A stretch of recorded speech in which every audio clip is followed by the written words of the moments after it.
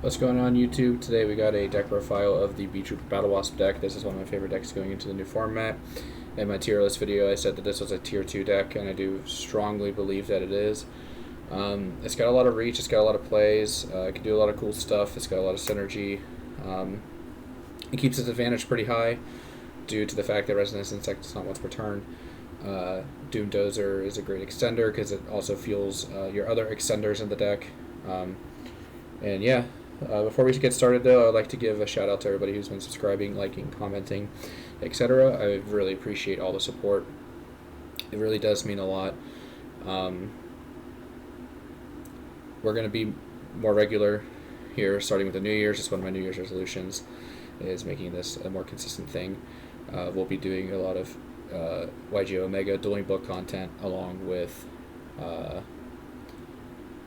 pack openings once a month at minimum. What I'm going to do for now on for locals is I'm going to save all the packs I get and open them at the end of the month, and we'll try to do more paper deck profiles. I just picked this deck up and I've been playtesting it for months, or not months, I guess. Been like a couple weeks, maybe up to a month and a half now, and we just picked up Dragon Link. So we'll have a lot more variety content. We're going to get some gameplay recorded at some point. We're going to have a couple guys over, we'll play, maybe we'll stream some games. But yeah, we're going to go and get into it. Again, thank you for all the support, and let's go on and dig into this. Starting with the best Beetrooper, Scale Bomber. This is your Kagamusha Knight of the deck. And then we got 2 Sting Lancers, the 1 Mighty Neptune, and the 1 Assault Bomber. This replaced Aztekapede because you can at least normal summon this guy if you draw it early. And then these are the best big boys. And like I said, this is your Kagamusha Knight. So this is what lets you keep playing in the grind game because you get to put all your resources back into the deck and keep going. And your deck is very good at setting up multiple, like, just big beefy boys. For the Battlewasp component, we got the 3 Pin the Bullseye, the 3 Sting the Poison, and the 1 Arbalest. So Pin the Bullseye is just another one of your generic extenders. You just summon if you have an insect. Cool, very easy to accomplish, especially when you search it off Sting the Poison, because you just search it for free. You already have it, then this gives you your extra target. This one is a Crane for the deck. It just summons back a Battlewasp, so you'll summon back Pin. This deck has a really cool matchup in time against most decks because you could just pin them for 200, and then your combo, by the end of it, you could probably just have the life point advantage. I know that sounds kind of cheesy, but that's kind of what Striker does too, you know, it kinda. So don't feel too bad bringing it up. This is also a friend of mine's favorite card. You know who you are. And then for the just generically good insects, 3 Resonance. Shout out to a friend William for letting me borrow these till mine came in, particularly for this deck profile. But yeah, Resonance Insect is insane. Not once per turn for either effect. Very easy to trigger both effects at least once in the turn, and most of the time twice. It's just obscene. Card's really good. Then we got 3 Retaliating. With all the invoked Dogmatica should all decks going around, this is just very good. It pretty much beats them by itself. It's also just a really good starter if you're not playing against one of them, because this will let you search Resonance Insect if you have the extenders, because you could just, when you go into Armor Horn, you can additional normal summon Resonance Insect and just keep going from there. Next we're playing Goki Pole, and we are playing the vanilla. The reason for the vanilla is when you're going second, if you don't draw the vanilla, this gives you access to help break the boards, because a little like tidbit that people don't really read going past it is if you add a normal monster, you can immediately special summon it off of the effect, and if you do, you get to destroy a monster on the field with a higher attack. Now there has been one scenario already so far where this should have been Killer Needle. It's a level 4 wind monster for from Metal Raiders, but it's got 200. It's got 1400 attack or 1200 attack, something like that. But it's just because it's smaller, so you can pop more things with this. Realistically, it's not going to matter too much. And then the other argument was like the wind statue, but like you're not getting this into the grave realistically, anyway. So if you draw the vanilla, this still beats over the wind statue. This can also pressure some of the other weaker monsters like Dragon Lords and the Lyra Risk rank 1 Ensemble. So for the other searchable high level monsters, we got one Godarla, one Doomdozer. Godarla is very important. You'll not see it too often, obviously at 1, but you can search it, and you'll get it in the times you need it because of that, because Resonance Insects can search it. And then if you just naturally draw it, then you know you're skilled at the game. I would definitely side 2 more of these though.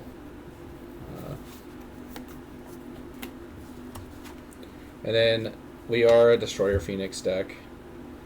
So we do have the obligatory 5. If I draw these, I'm better, or if I draw these 3, then I'm better at the game. Cards. Destroyer Phoenix in this deck is kind of a stall factor card, kind of like how it is played in Striker. We're not playing Scythe. You can easily fit it if you really wanted to. I just don't want to do the math to figure out how to effectively run Scythe and being able to play around the insect restriction on some of the Link 2s in the Atlas. So we're just making DPE. Because if you get Nibiru in this deck, and this deck is very prone to Nibiru, then you can easily make Verte, and then at least make DPE. And hopefully that can like slow down the game enough to where you can go to your next turn and then play. Because it will be coupled with hand traps, so it's not like just DPE. Well, theoretically it will be coupled by hand traps. For the other spells, we're on to Descent. It's really nice just drawing this card. And then, you know, it's also good if you have it on the 3rd turn of the game, like if you went first, your opponent, then you on 3, because this can pop cards on the field. And then called by. You don't really lose to like Valor or Ash or anything. You lose to the weird ones like Crow and Shifter, which I guess Shifter isn't that weird anymore because of Fluenderies. So you just really needed to have like I hope I drew it out, if that makes sense. And then the last engine card / not hand trap card is Fly Instinct. This card's ridiculous. There are times I want to play 2 of this because of Cosmic Cyclone. You know, you lose it, then you don't have access to it for the rest of the game. But this is like a recursive counter trap. And this pair with DPE is very hard to out. And then we got the hand traps. We got 3 Ash Blossom, 3 Effect Valor, and 3 Infinite Permanence. So the reasoning behind these are the most generic ones that you can play that don't really affect your engine, and you can play at any point if you make the board, and like you can just have them. So like I didn't want to have Nibiru and then have an Atlas, and then my opponent's comboing, but they're threatening the Atlas. So then I'm just like, okay, I guess I have to Nibiru and lose my Atlas. But with any of these, you could potentially stop the way to get to the out. I've been debating if this should be Chalice. For the sole fact of Artifact Scythe, but if you open like, you know, 1 or 2 of these, or you know, maybe even 3, then you can pretty much stop them getting to Scythe anyway. And then if you just draw this and you have no way to stop it, like it is your only interruption, then you can just still stop the Scythe anyway. Like if you open 2 of these, so the theory is there for that. Dark Ruler and Droplet were also considerations. Droplet, I decided not to, because there are a lot of really wonky hands where you just can't afford to get rid of anything, because it'll just make your hand so much worse that you won't be able to play. And I know that you can just like normal summon Resonance Insect and then you know like send it off Droplet, and that's really cute and all. The main issue with that is you have to have Resonance Droplet. You're not guaranteed to have those at any point together, so it just makes it a little hard to do. And then the other factor is a lot of my locals plays Fluenderies and just decks that could play Shifter in general. So I don't want to get Shiftered and then have Droplet stuck in my hand because you can't fulfill the cost. So I just didn't want to have that. That's probably a pretty long explanation on why these hand traps, even though they're so generic. If you really wanted to, though, you could probably cut Valors or Chalices. I haven't tested it yet. Overall, though, like your deck doesn't actually really lose to the Scythe Lock. Because you just have a lot of main deck beaters that you have access to and you can get into for free. But that is long enough on the hand traps. I feel like I went too long on that. For the extra deck, we are on the 2 Armor Horn. Second one comes up a lot, just because the one you use this, it gets banished. And then the other Beetrooper is Atlas. The second one of this also comes up quite a lot. If you manage your resources properly, you can always shuffle one back in, so you could realistically just play one and then like you just have a 15th extra slot in your extra deck. But I really like having 2 because I don't really want to have to send this back to the extra deck, like shuffle it back in, because I could just make this, and then like if I need it a third time, the game is so grindy that I'm probably not even going to make this to begin with. I'll probably make something else. So just having the 2 and being able to shuffle in the other resources that make this better or make other cards in the hand and field better made a lot more sense to me than just like playing only one and then having to shuffle it back. We got the Link Spider. Pretty self-explanatory. You need it for Nibiru and Descent if your hand's so bad that you can only make Verte. Almirage. Resonance Insect is a 1000 attack monster. And so it's Goki Pull. Weird.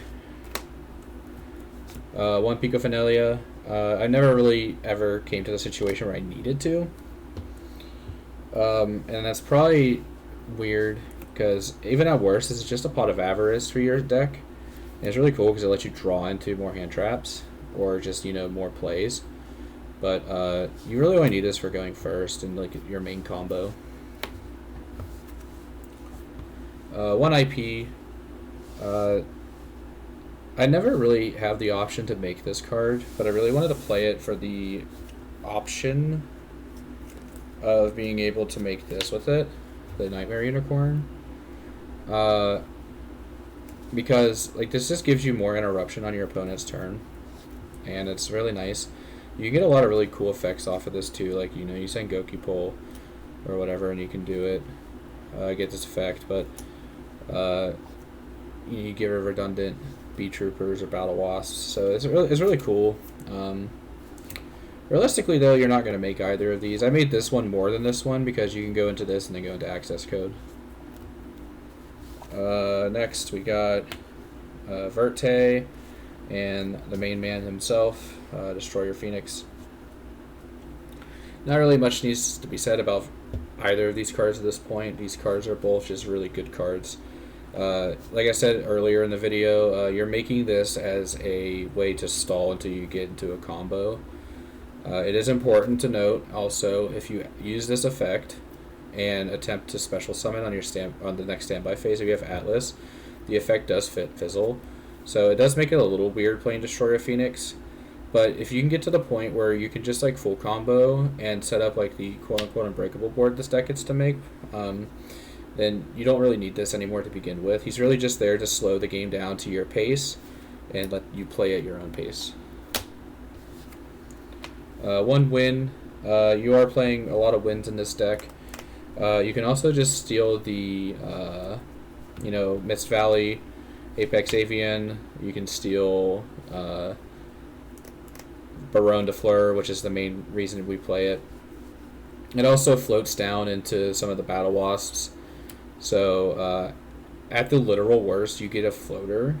And this also does help you link climb, because like you can summon this for stealing Baronne, and then you can use the Baronne to pop a card, and then you can link into this, link those two into the next card I'm going to show you, which is the Papillon or Nightmare Unicorn. Then you just need one other monster to make access code to kill him. And then we got the Papillon. I never really saw myself making 2 of this card. It never really came up. The idea between playing 2 is like you'll probably use the first one to just climb into Atlas or climb into Appaloosa, because the Beetrooper links lock you into insects. So in order to get into Appaloosa, you have to get into this first, and the standardized combo. So having this is really nice for that, but like if you really, really need the second one, then you can just shuffle it right back in. And the logic with being okay with shuffling this one back in is it's really the bridge for the Link 4s. and it's also just really good in the grind. Like, this card is absolutely crazy in the grind game. The fact that you can summon back the links off of it too, I believe. I've never had that situation come up. No, it's level 4 or lower.